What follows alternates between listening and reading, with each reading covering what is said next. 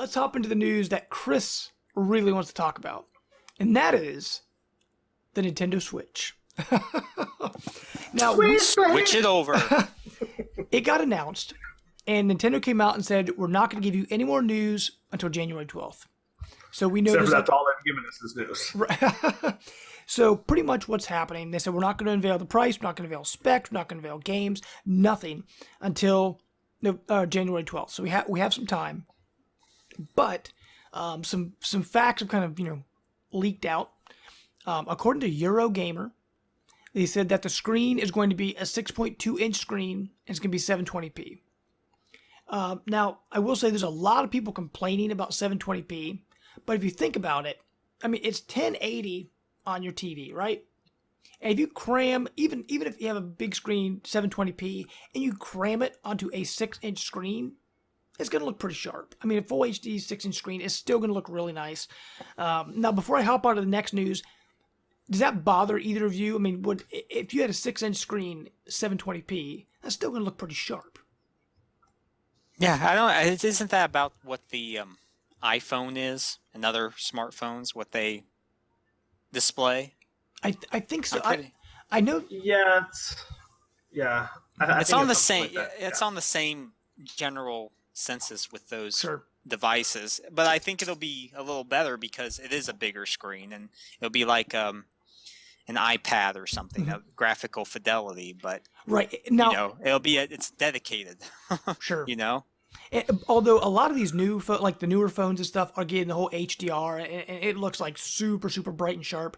This, as far as I know, won't have that, but I still think it's going to look better than the Wii U screen. I think it's only 480i or something. Like the Wii U screen is no pretty doubt. bad. But let me say, dude, I think the Wii U screen looks great. Exactly. Yeah. I mean, honestly, I don't really know. It's going to be fine. Right. The size is going to be fine. Resolution is going to be fine.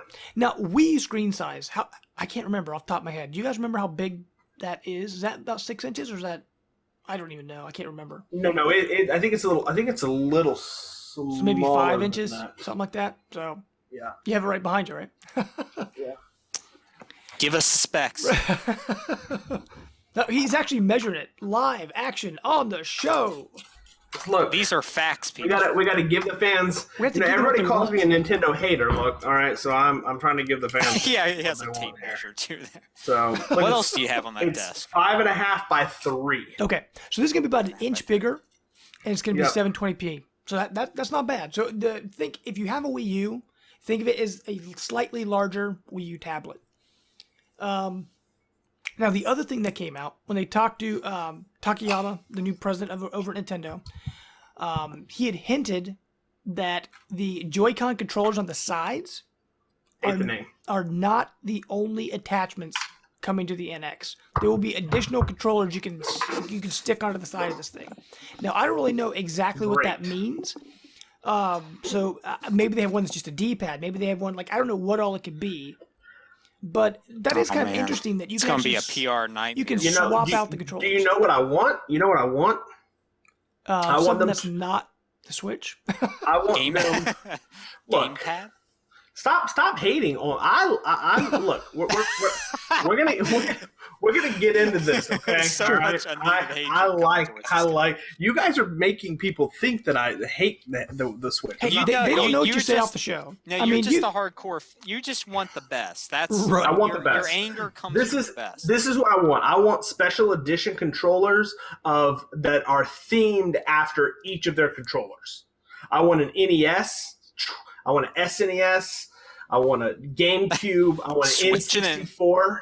Yeah, that's what I want. I want an N64 with the yellow camera buttons, and I want a GameCube with the beam buttons. That's what I want. That would be That'd super be pretty cool. That'd be actually especially if they incorporate a full virtual console. But all those controllers are crap already, man.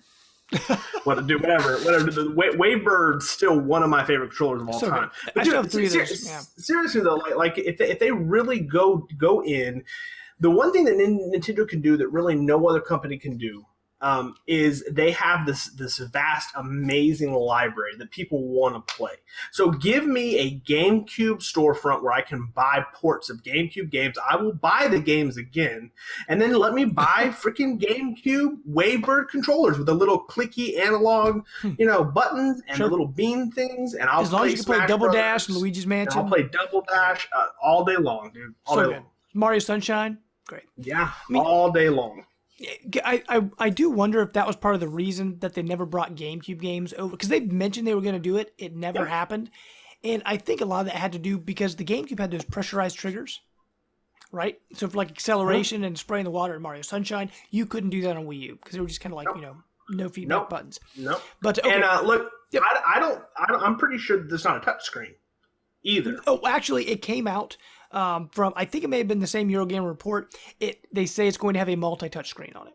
I do not believe that at all. Okay. I've heard that from two sources, but that's okay. Too reliable. Eurogamer's sort of reliable. What is the touch screen going to be for? I have no idea. For games. Idea.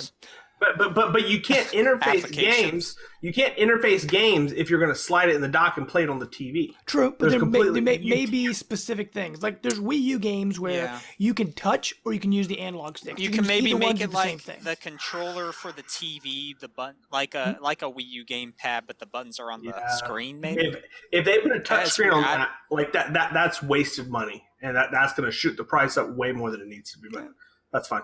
$50 more. Yeah. you see that look on his face. He's just so concerned. But okay, I have a lot of. Oh, I know. The other thing here is that, according to Chris and his quote unquote news sources, his mother gives him Wall Street Journal. The game cards are going to be 16 gigs, which is about the same size as a single layer Blu-ray. Now, that could be an issue because most games now, around like 40, 50 gigs. The new Call of Duty, we talked about, if you go back and listen to our Xbox Dive show, go find that. The new Call of Duty is 130 gigs. If you get the version that comes with Modern Warfare Remastered. Or not Modern Warfare. Yeah, Modern Warfare. Yeah, Remastered. It's 130 gigs for that. So a 16 game card is not going to be enough. Yes. So first off, because if you guys don't know, there is a verified Twitter account for, I'm gonna murder this name, but it's Takeshi Makazuki. Okay. And you sound very majestic saying that. Listen. If you go to Neo Lego on Twitter, I will retweet it. You can find it. But this person is the Japanese correspondent for the Wall Street Journal. Mm-hmm. So this is a verified news source. I'm not just making crap up. So just to get that out of the way. So I mentioned this when we were talking about expectations a little while ago. Mm-hmm. People that are setting their expectations to think that this is going to be Skyrim on a portable, this is going to be Mass Effect 3 on a portable, this is going to be Fallout 5 on a portable, or Call of Duty or whatever, like, you need to get your expectations in check. Mm-hmm. That is not what this is going to be. Nintendo has been great. And really, companies have been great. If you think about, Xbox 360 did not have a Blu-ray drive. So think about the games that we got on the Xbox 360. Mm-hmm. And they were able, developers, it took a lot of work, but they were able to learn how to compress games. And so now that we're in this open market, especially with downloads, they're not worried about compression because that's not their concern anymore, because they don't have to necessarily ship it on a DVD. Now it's on a Blu-ray, they have plenty of space. Right. And especially when you get into like dual layer Blu-rays, they have plenty of space to ship that stuff. Mm-hmm. So what Nintendo is telling developers is if you want to put your product back on our system, you're going to have to do the work. You're going to have to learn how to compress games. What this really speaks to is the relationship they're going to have with third parties. If you think you're going to get ports of all of the third-party games that come to other platforms, you are gravely mistaken. This is going to be just like GameCube, just like Wii. You're going to get iterations of those franchises that are built for the Switch system that are going to be smaller in size, or at least compressed in size. I'm not saying they're better or worse. That's just what it's going to be. Right. It is kind of interesting now that you mentioned it, because Nintendo has been very strange on their file sizes. Like when PlayStation started going to discs, more space, Nintendo stuck with cartridges. Then when we went to the GameCube, they finally switched to discs, but they used the little mini ones. They didn't use a full mini DVD. disc.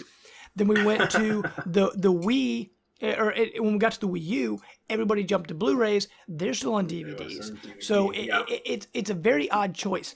Now, speaking of the 16 gig cart, if that's true,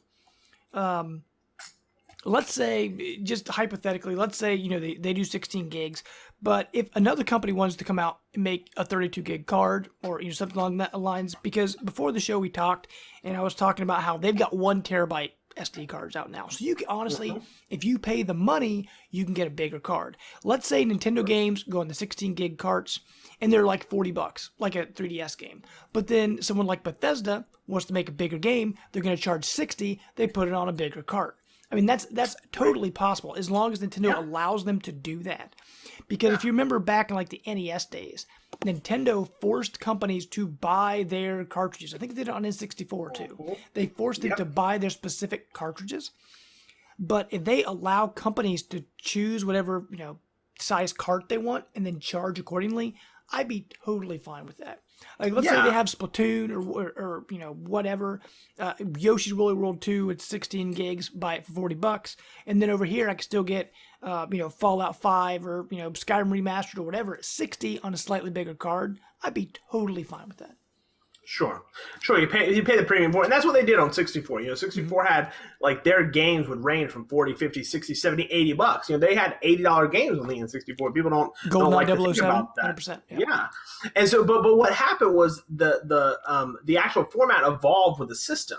And the same thing happened with DS and now with 3DS. Like the cards that they started with were a certain size, and over the course of 2, 3, 4 years into the life cycle, they were able to actually see that the same price get bigger storage cards. And so it's going to be the same thing. Like it'll start at 16. By the time the second or the third year into that system, you're probably going to see 32, 64 gigabytes. 6 for the same price that a 16 is now, and giving the developers the option of maybe buying a premium disc and then just charging you for it. And I agree, that's fine. But I will say I do not think that's going to be the case. Like I do not think you're going to play Fallout 5 on a Nintendo Switch. Like I just don't think that's what this is for. Sure. This is not the one console. Hopefully, I feel like Nintendo has finally accepted their place in the market. Their place in the market is making amazing software on a unique system that's what people want to buy as a secondary platform. I will never, ever own a Nintendo platform as my primary console ever again.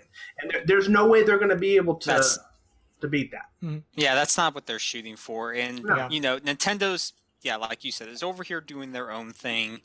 And, for me personally, since I haven't owned a Nintendo system since the N64, like I said, the initial announcement caught us all off guard. We were all thought this thing was awesome. Except, Chris, you weren't the biggest fan, but for me, someone that wants to see success from Nintendo, it was a godsend how they delivered this, and I thought they hit on all the right notes. And now it's sort of this trickling effect that you hear about these things like, okay, the file size, okay, this or that about the system, and it, I sort of wish they'd all just get all that bad stuff out right away, hit us with that, and then we can build up that enthusiasm again instead of letting it trickling out for the next few months of this stuff that we don't really want to hear, because it's really going to down me on the system anyway until they announce the price point, which if it's $250, that's like perfect, I think, but we'll see. Yeah, I mean, honestly, I think with the kind of hardware they're doing with brand new chipsets and all of that stuff, and they wanted to have it, somewhat top of the line for what it is, I'm expecting like 350. A lot of people say that's too high, but Nintendo has already come out and said we are not selling this at a loss. They won't. They just said they won't do it. So I don't. Honestly, I do not see them selling at 250. There's no way. It's got to be a minimum 300. Yeah, I probably agree that I think 300 is going to be the number, but I also think 250 is what they should hit. Sure. And if they don't waste their time putting a friggin' touchscreen, a useless touchscreen on this, they can maybe get there. But I'd pay $50 for a touchscreen. Honestly, no, honestly, I think because they said that Wii U physical games and 3DS physical games won't transfer over, but if some of those Wii U games, like the digital stuff, does transfer over, and you need the touchscreen, because if you remember, a lot of the digital stuff, the screen itself and what you see on your TV is the exact same thing. So if you had a game like that where it had touch in it, you'd have the option to do it. Yeah, I think it's the wrong direction, but we'll see. This is really my problem with Nintendo. They are a software company.